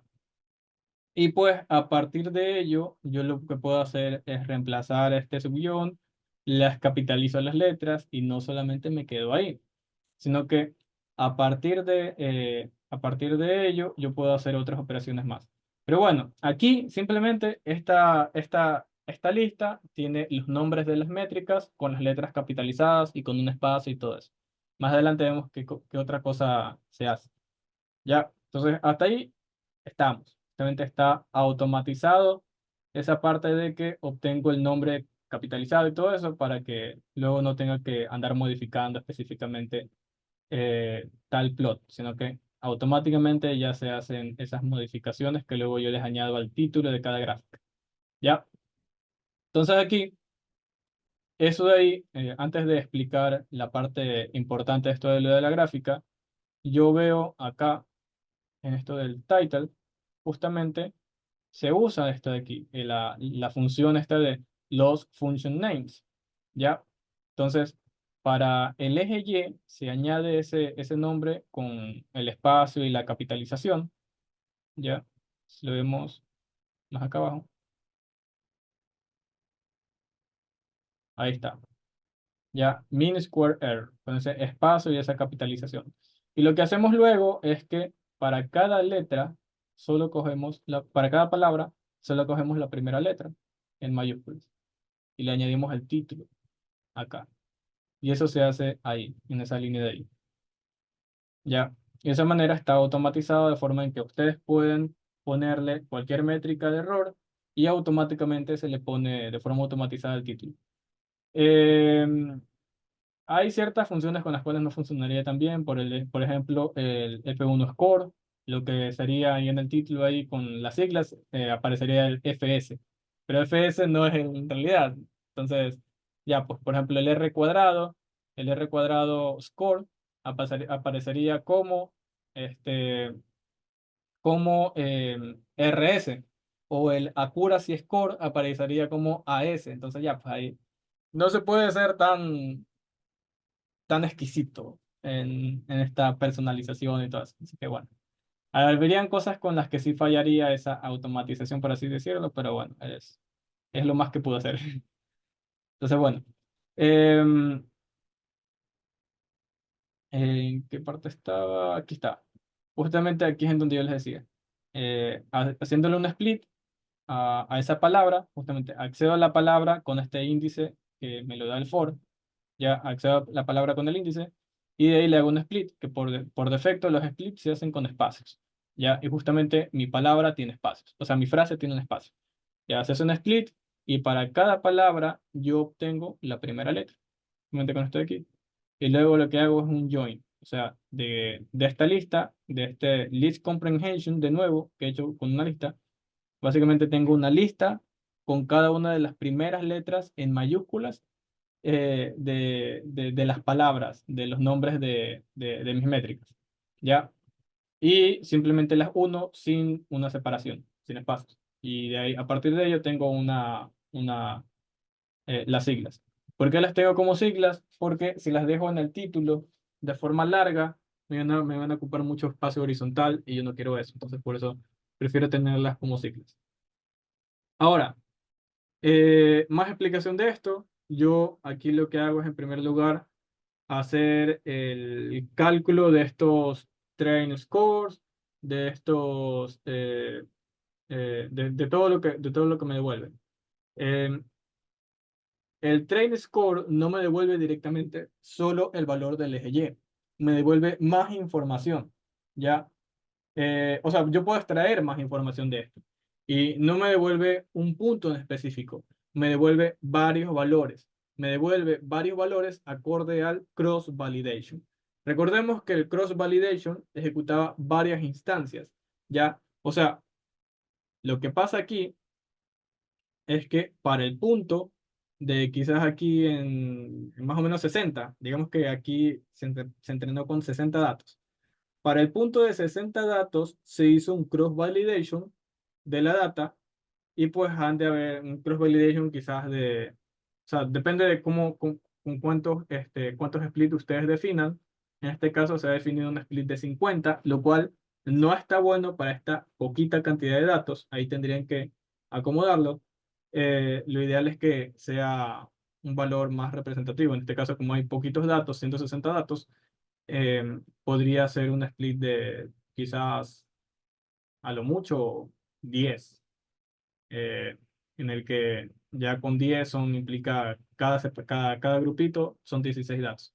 Pero bueno, con ese split yo puedo hacer, yo puedo tener ¿cómo que se llaman? Eh, varios, varios splits, por así decirlo. A ver, con el cross validation yo tengo varios splits. Si yo definí 50, significa que hay 50 diferentes tipos de split. ¿Ya? Lo que implica que para cada split se calculó una métrica de error. ¿Ya? Una métrica de error en la que cada uno de los splits tiene simplemente 60 datos. ¿Ya? Em, entonces, para cada uno de esos splits va a tener una métrica de error y lo que me devuelve para este momento en el cual el modelo es entrenado con 60 datos, son un arreglo de todos los errores obtenidos en los diferentes splits. Con ese arreglo, yo puedo saber qué tanto varía la data, puedo saber el promedio de esa data y todo, ¿ya? Entonces, por ejemplo, estos valores, estas sombras que tienen por detrás, lo que tienen lo que representan es la varianza de los datos, es el STD. Ya yo he calculado el STD de los datos y a partir del STD lo que yo he definido es un límite superior y un límite inferior que representa la variación de la data del cross validation que yo tengo. Ya y este límite superior e inferior está definido para cada una de estas curvas, para la curva del train y para la curva del cross validation. Si se dan cuenta, hay una separación entre los colores, ¿ya? Y lo mismo, ese mismo cálculo, o sea, de sacar la variación de los datos, está en tiempo de entrenamiento y está en tiempo de inferencia. Lo que implica que, pues, básicamente es como un rango de valores en el cual podría llegar a estar también. ¿Ya? Eh, Eso de ahí se calcula teniendo la media, la desviación estándar eh, y estableciendo lo que son límites superiores e inferiores. Que aquí justamente les dejé en forma de variables esos cálculos. ¿Ya? Entonces, aquí yo tengo el cálculo de la media por el signo. Esto tiene que ver con la cuestión de greater is better. Ya, eso está explicado aquí. En alguna parte está explicado, justamente acá. Permite usar la función de plena y pérdida, incluso propias, y pasarlas como un score y todo eso, ¿ya? Eh, En esto de aquí, lo que pasa es que, por ejemplo, para funciones en las cuales el greater is better es de true, o sea, mientras mayor es mejor, lo que pasa es que se define como que justamente se adapta a cómo lo interpreta la función del learning curve. La función del learning curve necesita métricas que solamente pueden ser interpretadas de una sola dirección, en la dirección en la que mientras más grande es mejor. Las funciones que no funcionan de esa manera, por ejemplo, el MCE, mientras en realidad funciona el mean square error, en realidad funciona de forma en que mientras más pequeño es mejor. Significa que si el greater is better es false, o sea, que no se cumple esta sentencia, eh, lo que hace es hacer como una forma de negación. Las métricas de error del MCE son tratadas en valores negativos. Y entonces, como en valores negativos, el más cercano es el interpretar como más cercano es cero, realmente implica aumentar. El -1 es menor al cero. Entonces, cuando tú lo tratas de forma negativa, entonces puedes decir que greater is better es verdadero. Entonces, el make score lo que hace justamente es hacer esa transformación en las métricas y hacer que Learning Curve pueda, pueda leer las funciones sin importar la verdadera interpretación. Y aquí lo que hacemos es un ajuste de los signos. Sabemos, pues gracias al hecho de cómo nosotros pasamos los argumentos a la función, la interpretación verdadera, y en base a esa interpretación verdadera, nosotros ajustamos el signo de nuestra métrica, y por eso le multiplicamos por el signo, ¿ya? Entonces, de manera automatizada, si greater is better es true, el signo va a ser positivo, o sea, se va a multiplicar por un 1 positivo. Pero si resulta que no se cumple esta sentencia y es false, entonces se le va a asignar al signo el valor de -1 y significa que el train scores se va a multiplicar por un signo de menos 1. ¿Ya? Y de esa manera, automáticamente aquí se está ajustando las métricas que nos devuelve el learning curve luego. ¿Ya? Entonces, por ejemplo, para muchas de las métricas de regresión lineal, que diga, para muchas de las métricas aplicadas para regresión, va a pasar de que el modelo lo va a interpretar en valores negativos, ¿ya?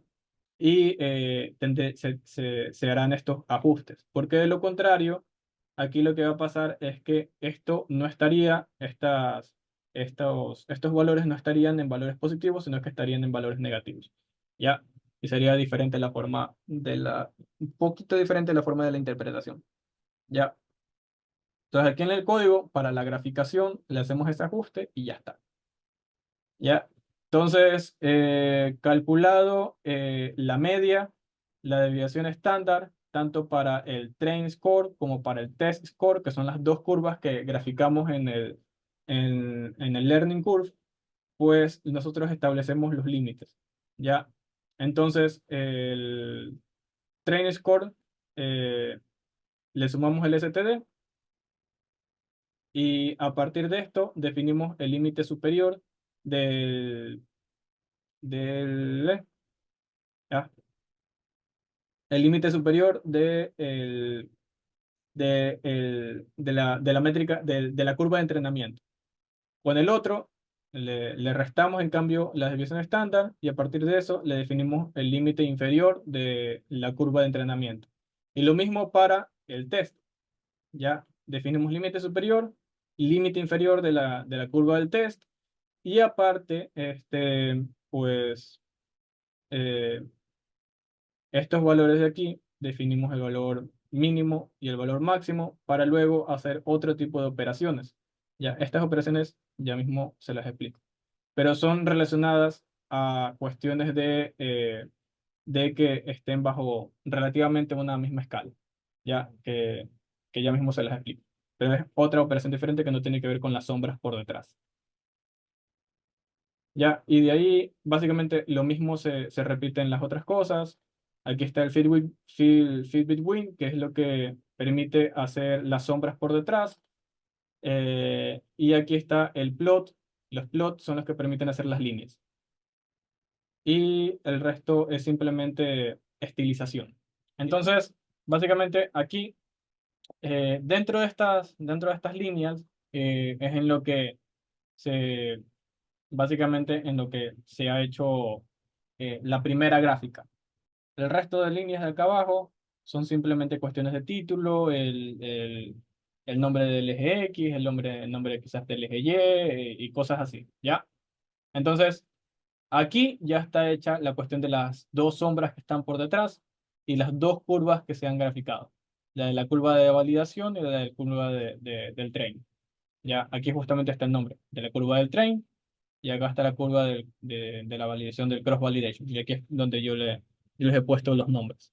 Ya, aquí esto de label es simplemente el nombre que me permite pues ponerle acá al ladito a cada, o sea, la forma en la que yo puedo identificar a qué pertenece cada una de las líneas, ¿ya? Entonces, eso. Y de ahí, color, si quieren ustedes lo modifican, pero color aquí es en la que el color que yo les he designado, si quieren ustedes lo modifican de una forma que les sea más diferenciable. El alfa es importante, el alfa para las sombras por detrás, porque lo importante es que sean un poco transparentosas. Porque como saben, están una detrás de la otra, entonces debería notarse una ligera diferencia entre ellas, entre el relleno, entre el área rellenada del uno con la área rellenada de la otra varianza. ¿Ya? Entonces, para eso es el alfa. El alfa añade un grado de transparencia. En este caso es un 90% transparente. O sea, solamente el 10% se representa un 10% de la intensidad original del color. Ya, para eso sirve el alfa. Y de ahí, esto de aquí es básicamente el marker. Lo que comunica es que aquí cada punto que construye la línea está con un circulito relleno, y el resto está unido de forma de línea continua, ya que justamente lo que se representa aquí. Cada punto de data está con un circulito relleno y la unión está determinada por una línea. ¿Ya? Eh, ¿Ya? Y pues aquí le mando los valores del eje X, mando los valores del eje Y, y eso. Bien, entonces aquí ya sabemos qué es lo que se hace, ¿verdad? Entonces, y justamente aquí en el field between delimitamos el límite inferior y límite superior, los que calculamos. Límite, el límite superior del eje de la línea de cross validation, límite superior del límite inferior de la de el ah, de la de cross validation. ¿Ya? Entonces, realmente el orden no importa demasiado hasta donde sé. Entonces, simplemente con que se marquen las dos líneas ya se va a saber que debe haber un relleno entre ellas. ¿Ya? Entonces, nada más. Y de ahí lo que sigue es simplemente darle el nombre al eje Y, que aquí es en donde le damos ese nombre con esa transformación en la que cada letra inicial a cada palabra está capitalizada. Aquí le damos el título, lo que ya les había explicado. O sea, aquí definimos, mejor dicho, la variable del título y aquí asignamos el título. ¿Ya? El título es escalabilidad según él y de ahí básicamente las siglas de la métrica de error. ¿Ya? Entonces, em, de ahí esto de aquí de legend log igual a vez simplemente es para ubicar en la mejor posición lo que es la leyenda. O sea, este cuadradito de aquí es lo que es el legend, ¿ya? Entonces, por ejemplo, si arriba no está tapando la línea, se va a ubicar arriba. Si resulta que esta curva está, parte de esta curva está ubicada aquí arriba, si- lo eh, automáticamente se detecta como que arriba este cuadradito va a estorbar, mejor ubícalo abajo, ¿ya? Entonces, el Legend Log Best simplemente identifica en qué posición puede estar mejor ubicada ese cuadradito de Legend y lo va a ubicar por su cuenta. ¿Ya? Y de ahí el grid simplemente lo que me hace es un mallado de fondo. Ya me habilita un mallado de fondo en las gráficas. O sea, justamente estas líneas de aquí son gracias al grid que yo he puesto. ¿Ya? Y de ahí nada más. O sea, si se dan cuenta, todo lo que voy mencionando son cosas estilísticas, son para agregarle estilo a la gráfica. ¿Ya? Nada más. O sea, todo lo que voy mencionando aquí es como que para agregarle estilo. Ya no es nada, todo lo de aquí son estilos, no es nada importante. Aquí realmente es la forma en la que se construye la información y en la que se construye la gráfica, y aquí es justamente los datos en cómo yo los he manejado para poderlos graficar. Lo mismo se repite abajo. Abajo también estoy calculando el límite superior, el límite inferior. Aquí en cambio lo estoy calculando de forma más directa. Aquí tengo, no es como que estoy guardando los mins, los promedios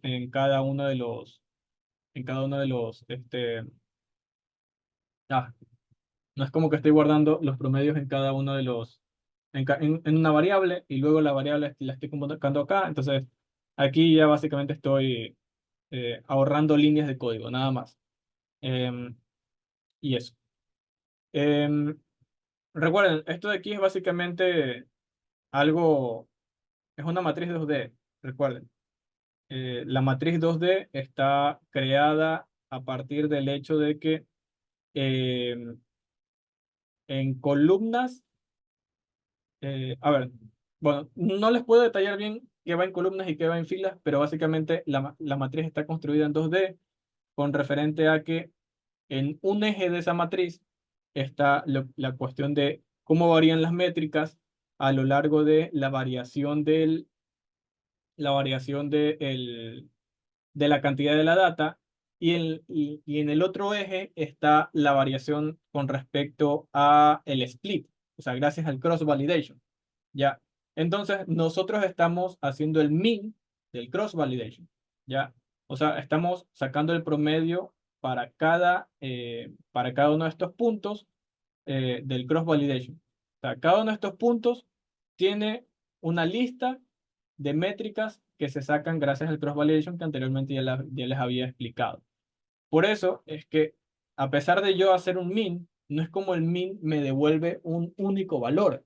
En este caso, como es una matriz 2D, y este min lo que me devuelve es un vector unidimensional, el cual el vector unidimensional está representado por los puntos de aquí. ¿Ya? Eh, o sea, en la parte de acá, este min no es un único valor, es un vector unidimensional multiplicado por el signo de corrección que yo le he puesto aquí, ¿ya? En el cual ese vector unidimensional guarda los valores de cómo varía en promedio, gracias al cross validation, cómo varía en promedio los valores con respecto a la variación de la data, a la variación de cuánta data le puedo estar dando a mi modelo, ¿ya? Entonces, para tener eso en cuenta, primero, por si acaso eso no quedó claro, se los termino de explicar. Y bueno, luego aquí viene la parte del Fit Times, que es los tiempos de entrenamiento. Como ya les dije, se saca la desviación estándar, se saca lo que es el promedio, y eso de ahí lo guarda como el límite superior, límite inferior. Como no estoy guardando el promedio en una misma variable, pues aquí lo tengo que calcular de nuevo. eh, y ya está. Y el training size, que como ya definimos anteriormente, siempre va a ser el eje X de todas las gráficas que vamos a estar calculando, ya que vamos a estar aquí poniendo. Ya. En este caso, en el del tiempo de entrenamiento, es simplemente una curva. Ya. Es diferente al learning curve, porque el learning curve tiene dos curvas en una misma gráfica. Las gráficas de tiempo de entrenamiento y de tiempo de inferencia solo tienen una curva. ¿Ya? Entonces, como tienen solamente una curva, pues tienen solamente una gráfica de línea y tienen solamente una gráfica de la variación de la data. O sea, solamente un plot y solamente un field width. ¿ya? Y ya está. Ya, acá, pues le asigno el label, o sea, el nombre al eje Y de tiempo de entrenamiento. En el caso de tiempo de inferencia, le asigno el nombre al eje Y de tiempo de inferencia. Y acá le estoy asignando el nombre al eje X de training examples. O sea, aquí realmente debería ser training samples, no examples. Pero bueno, ya, se lo voy a dejar ahí. Eh, y bueno, eso. Ustedes verán que hay cosas que no están repetidas en las diferentes gráficas. Por ejemplo, el setX label no está repetida en todas las gráficas de arriba, solamente en la de abajo. ¿Por qué? Justamente ustedes la ven en la gráfica. Aquí, esta gráfica de aquí no tiene el nombre en el GX, no tiene el nombre en el GX. ¿Por qué? Porque básicamente es el mismo. Ya, si ustedes se dan cuenta, es el mismo eje. Ya, y aquí solamente tengo el training examples acá porque todas tienen el mismo nombre. Entonces no quiero cambiarle eso de ahí. De ahí también la gráfica de arriba, las gráficas de arriba son las únicas que tienen título, porque ya sabemos que todas las de abajo están, están en base a la misma métrica de error, al MCE. Todas estas de acá abajo pertenecen a datos del MCE, o sea, al tiempo de entrenamiento del MC en base al MCE, el tiempo de entrenamiento en base al MAE, el tiempo de entrenamiento en base según el MAPE y cosas así. ¿Ya? Entonces eso. De ahí aquí terminamos de calcular justamente lo que está dentro del for. De ahí hay otras cosas adicionales. Selección de los límites. ¿Ya? En selección de los límites, lo que yo estoy asignando es, o sea, aquí estoy seleccionando los límites, o sea, calculando cuáles son los límites en cada una de las gráficas, y acá estoy seteando los límites. Estoy seteando los límites para cada una de las gráficas. Aquí lo que yo estoy básicamente calculando es eh, cuál es, o sea, si hay alguna gráfica que va a valores negativos, si hay alguna gráfica que no tiene valores negativos, sino que simplemente se centra en, tiene valores en cero, de cero en adelante y cosas así. Entonces yo estoy marcando esos límites. A los límites me refiero a, por ejemplo, los límites en cuanto a los valores en el eje X, ¿ya? Entonces, yo trato de hacer en que si tiempo de inferencia el tiempo de inferencia puede llegar a valores negativos. Entonces trato de hacer que ese tiempo mínimo de tiempo de inferencia, ya sea por esta varianza como por la misma curva en cualquiera de los dos, trato de hacer de que el tiempo de inferencia, todo se pueda ver y todo esté bajo la misma escala. En esta gráfica, en esta gráfica y en esta gráfica. Se dan cuenta, el 0.03 coincide en las tres. El 0.01 coincide en las tres. El 0.00 coincide en las tres. El 0.004 coincide en las tres. Todo eso es gracias a esa sección de código de ahí. Ahora, lo que no coincide son las gráficas de acá. ¿Por qué? Porque me di cuenta de que, si se dan cuenta aquí, tiene diferentes órdenes de magnitud. Entonces, iba a ser muy complicado graficar esto de aquí, que al final iban a tener, si posiblemente podían tener diferentes órdenes de magnitud que opaquen a la otra. O sea, si esta era mucho más grande en magnitud a la de acá, o sea, esto realmente implica menor, porque el menos 27 implica una magnitud mucho más chiquita que el menos 14. Entonces, si yo a todas las hubiera dejado en el mismo orden de magnitud, entonces al final esta de aquí que tiene menos 27 hubiera estado como una línea chiquitita, chiquitita, chiquitita, de la cual ni siquiera iba a poder ver su varianza. ¿Ya? Entonces iba a aparecer simplemente una línea recta, ¿ya? Y no iba a poder realmente ver los detalles de la gráfica. Entonces, por eso es que en esta de aquí no he hecho esa cuestión de que estén bajo la misma escala, pero sí he hecho de que pueda tener quizás valor de cero, o sea, el mínimo valor sea cero si es que es necesario y cosas así. Ya, hay unas cosas con respecto a ello. Que se calculan, por ejemplo, aquí en métricas, y aquí en métricas estoy asignándole esos valores. Ya, entonces ahí ustedes pueden revisar un poco más a detalle eso. si es que así lo desean. Pero bueno, y eso, para eso sirve básicamente esta sección de código. Y de ahí al final simplemente le pongo un PLT show para que se muestre la gráfica y ya está. Y eso. Esa es la explicación del código de cómo implementarlo. De ahí, ustedes pueden verlo en sklearn. Ya les voy a mostrar esto de aquí en sklearn.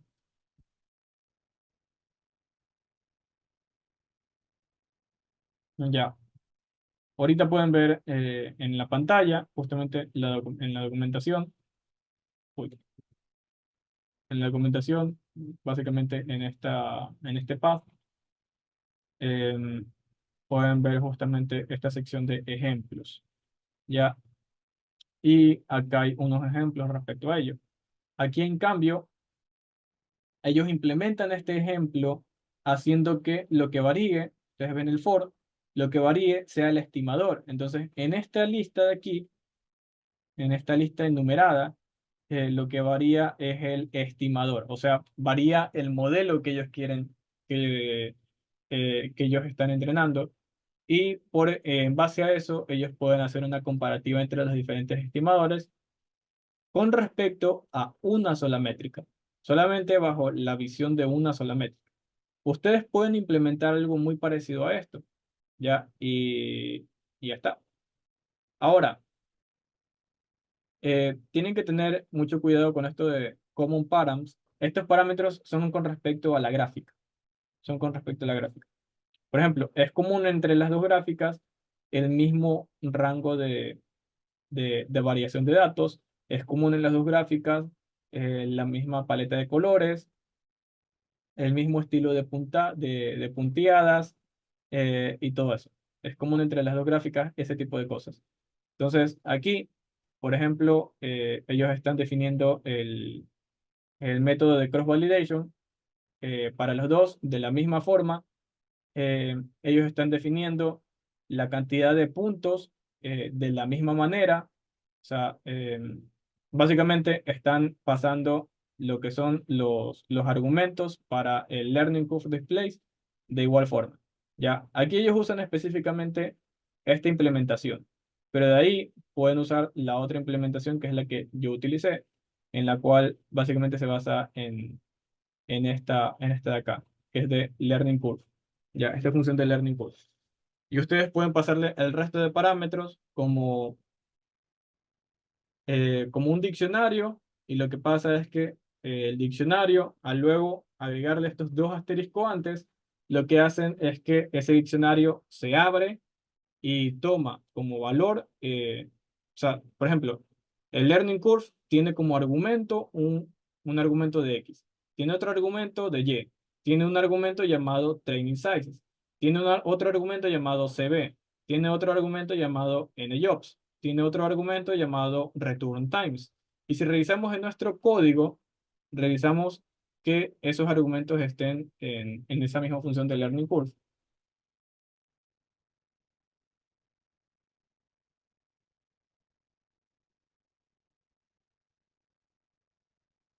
Disculpen si mi pantalla se ve a veces como congelada, pero parece que está llegando al límite de la computadora.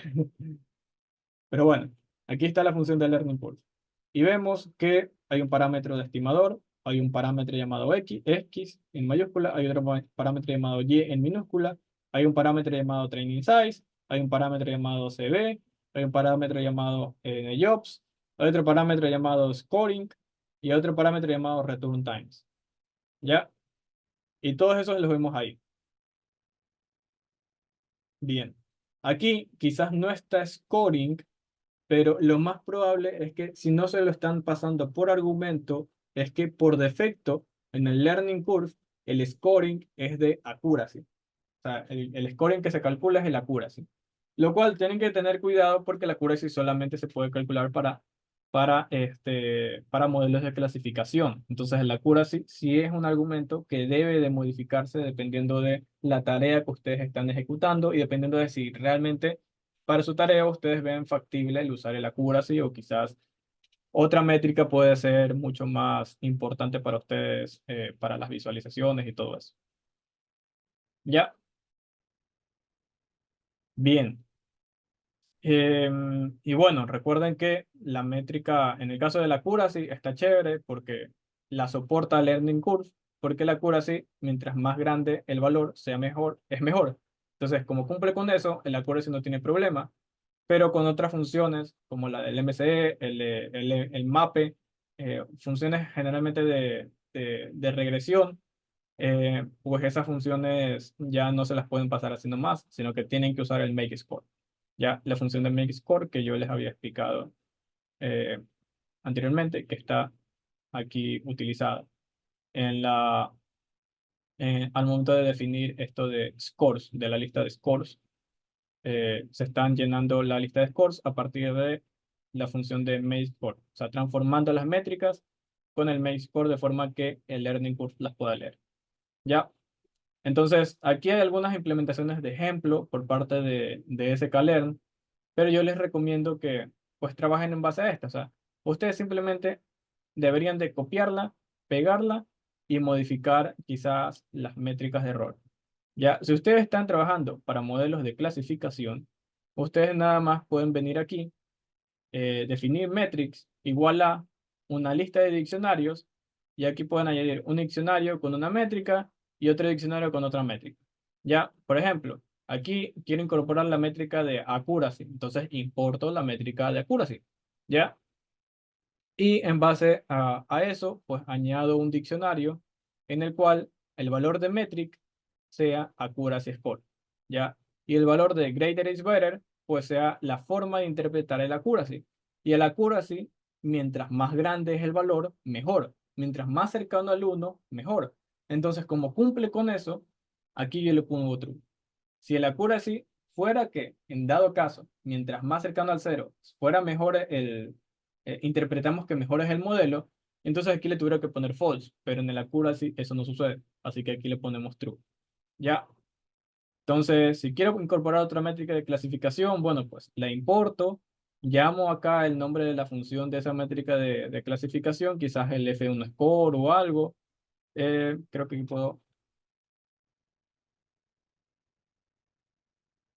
creo que lo puedo llamar así, exactamente.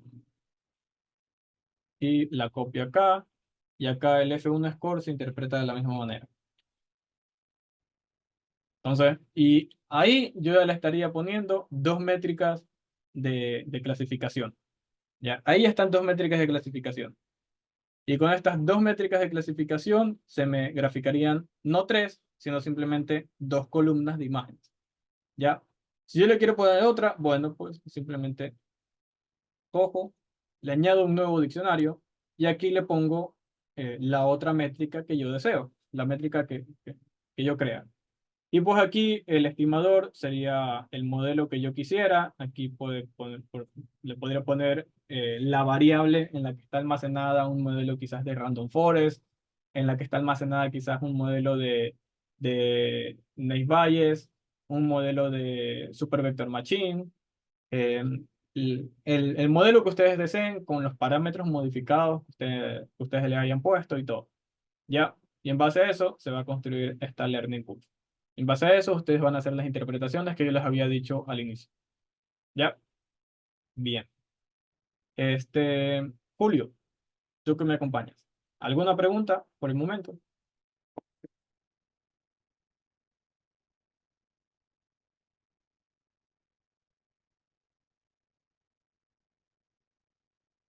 Ya. Julio me dice que todo claro. Bien, espero que para los que estén viendo la grabación también les quede todo claro. Dicho eso, pues terminamos la llamada aquí. Muchas gracias.